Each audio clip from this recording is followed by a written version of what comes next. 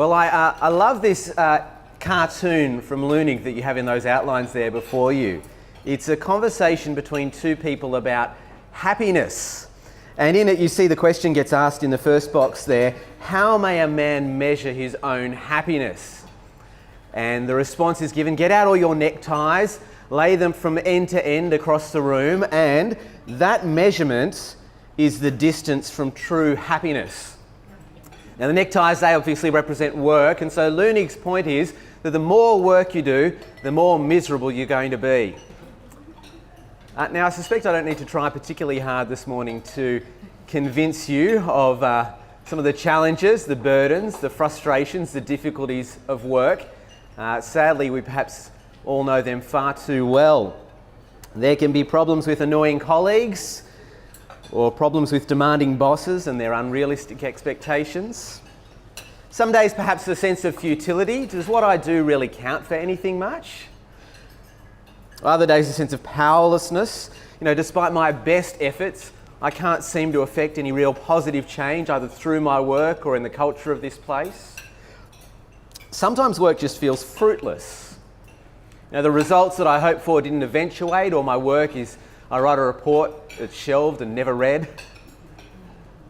Other times we might feel overlooked. Skills or passions or interests that we've got that we just never feel we get given the outlet, the opportunity to use in the workplace. You know what I'm talking about, don't you? The different problems with our work.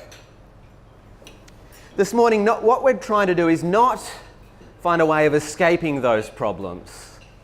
I think that's naive at best and actually unbiblical at worst. Rather, a more biblical approach to the problems of work is how do we navigate them? How do we navigate them? And I think a starting point for navigating them is recognising the problem that lies behind many, if not all, of the problems of work. But just first, before we get to that, a quick recap. We're doing a series, as Lauren mentioned, called Your Work in God's Story. It's an acknowledgement that as Christians we're part of a bigger story. There's a bigger story that we have been caught up in that makes sense of our stories and shapes our daily story as well too. It's the story of the God of all creation who has made us for His glory. And in Act 1, creation, at our first breakfast, we considered the start of this story in terms of our work, and that is the purpose of our work. What's the point of it? And that we saw there that our work is to have about it an inherent outward focus to it. It's for the good of others and for the glory of God. That is what work is for. It is for love.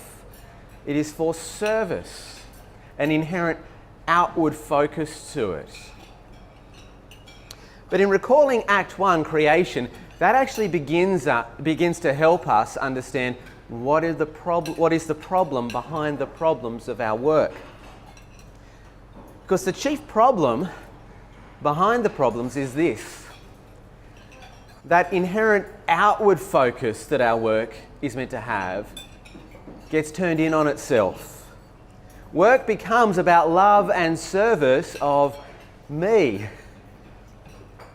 And you see this illustrated perfectly in one of the first accounts in the Bible after the fall, where there's an account about work. And that is in Genesis 11, the Tower of Babel. In Genesis 11, it records a building project. People are at work. Humanity is at work. They're working. And the opening verses of it, they actually fill us with some hope. God's instruction in Genesis chapter 2, verse 15 was to work the earth. Get creative and see what you can come up with these resources that I have entrusted to you. And verse 3 of that passage there in Genesis 11 tells us it's happening. It's a testimony to good human creativity. The baking of bricks instead of simply using stone, the development of bitumen for mortar. This is good. This is good. This is to be celebrated and affirmed. Human creativity as God intended. But there's a problem with this human creativity, a major problem that will tear this work apart. See, the outward signs are good and right, but the heart which is driving them is wicked. And that makes all the difference when it comes to work, both then and now. See verse 4 there?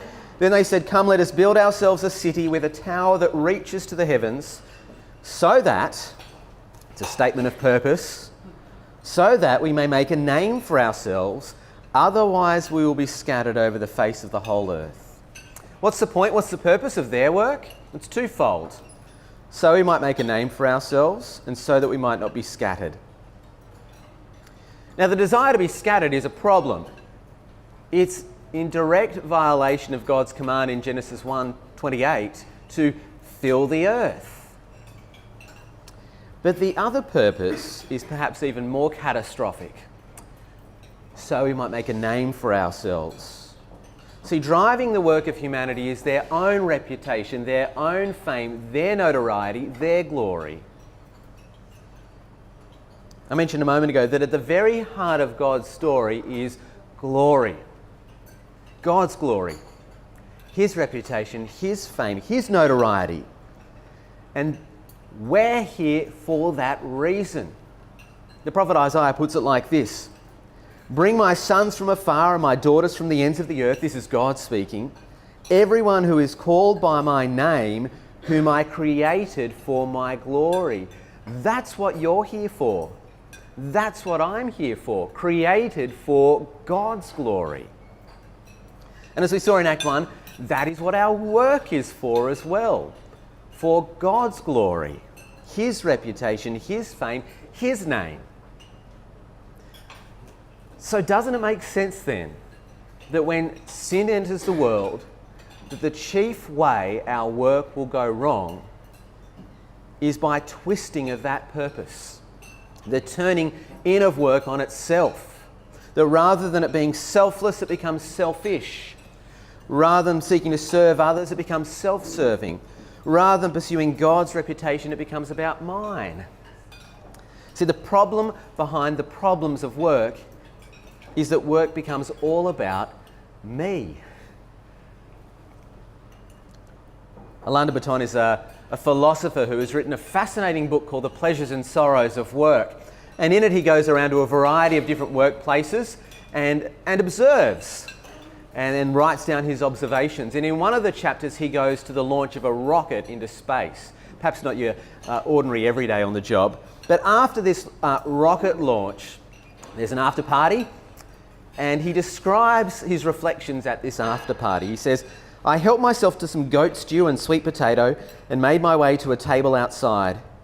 There was an improbable density of stars in the sky, as if glitter had been prodigally scattered across a swathe of black satin.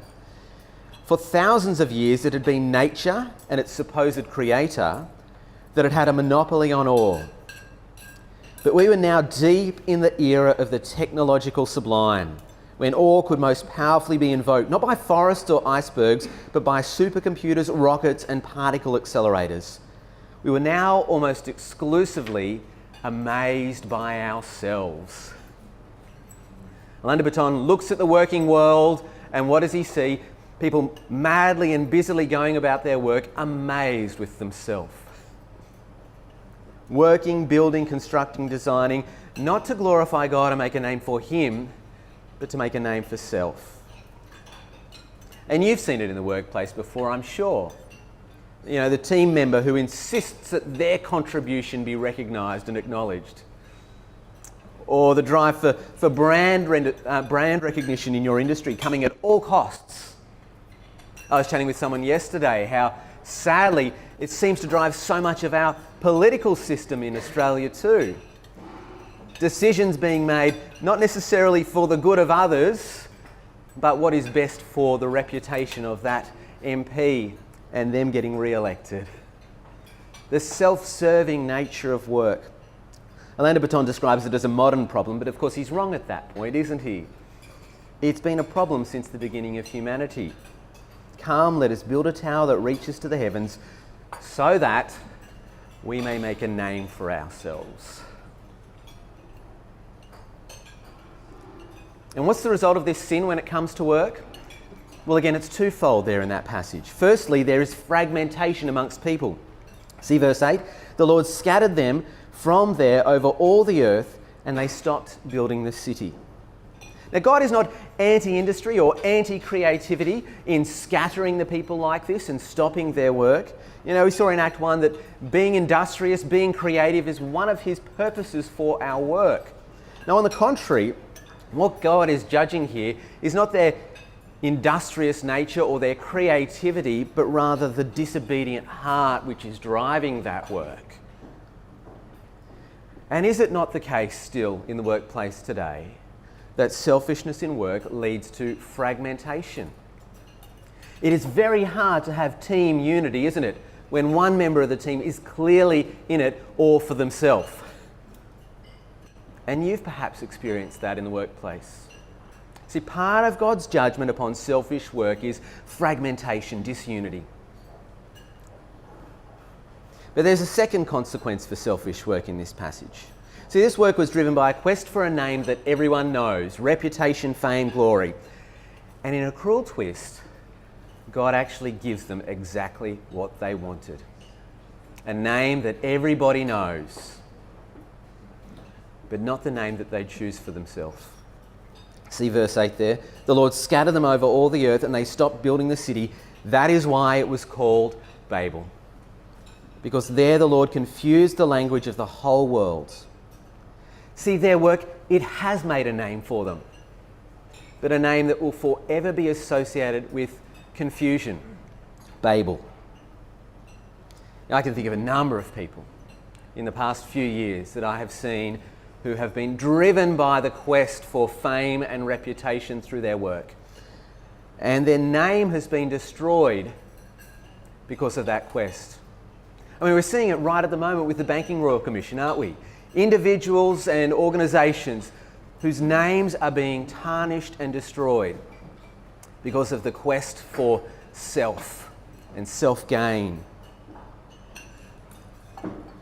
See, part of God's judgment then and now upon a selfish quest for a name and reputation is that he gives us what we want, a name and a reputation, but not the name and the reputation that we would want for ourselves.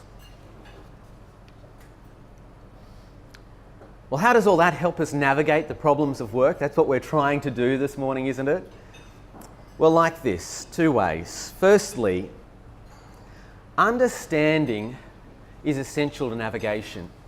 You need to know the lay of the land before you if you're ever going to begin to navigate it well, don't you?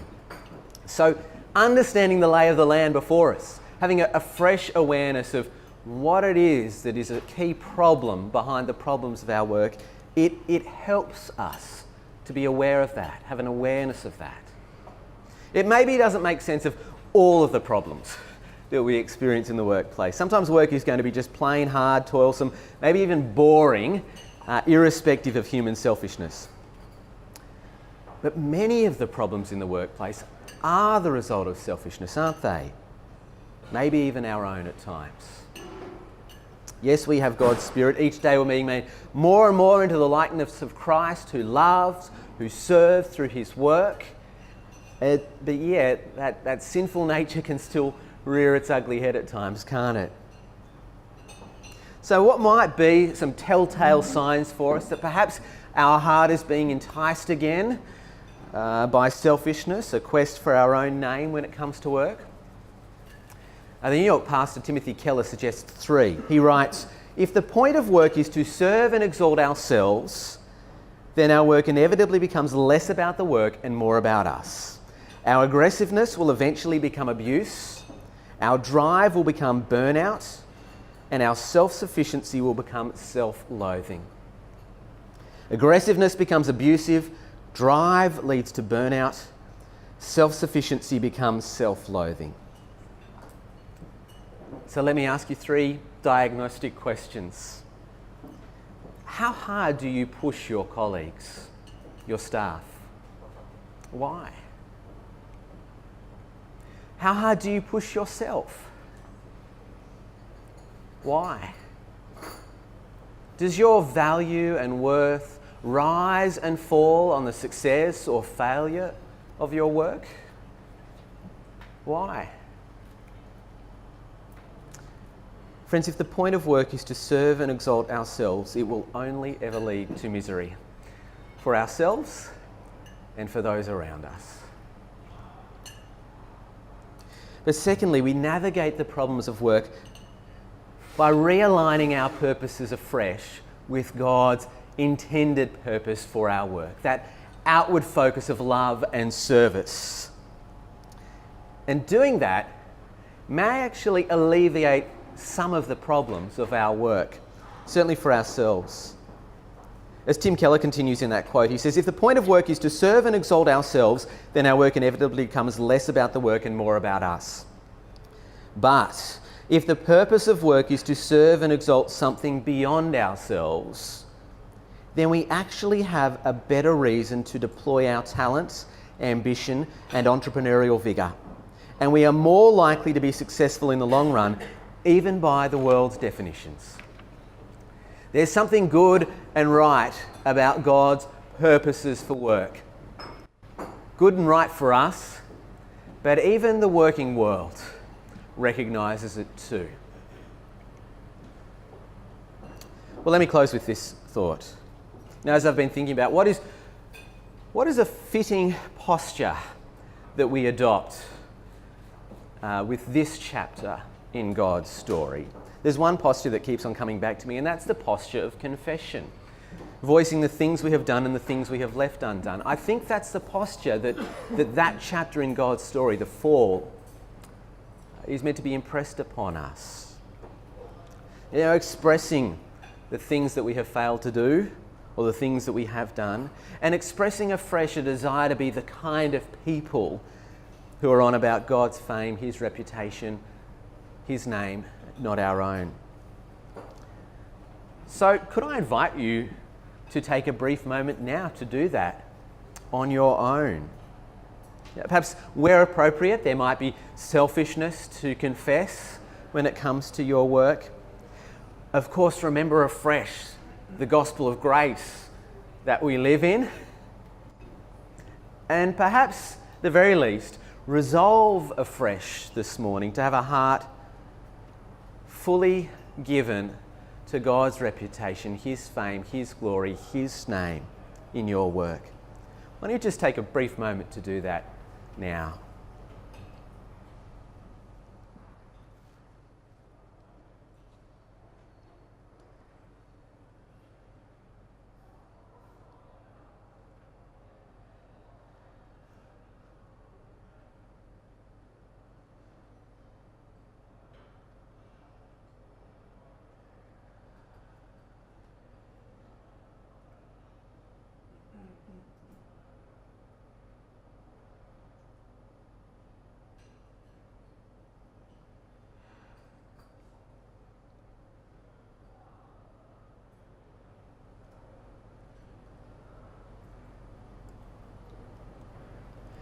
I recently saw an interview with former FBI Director James Comey. And if you know anything of his current story, he's been in a very public dispute with the US President Donald Trump. His name and his reputation has been in the spotlight. And in this interview, he was asked, how do you think history will remember you? And his response really struck me. He said this. He said, I don't really care much. I know people pursue reputations and fame. That's an empty pursuit. I'm at peace. I heard him say those words and thought, wow, I want to be that kind of person. Don't you? How do we get that? Well, that's the next chapter in this story. So I hope you'll join us in a couple of months' time for that. Thanks, Lauren.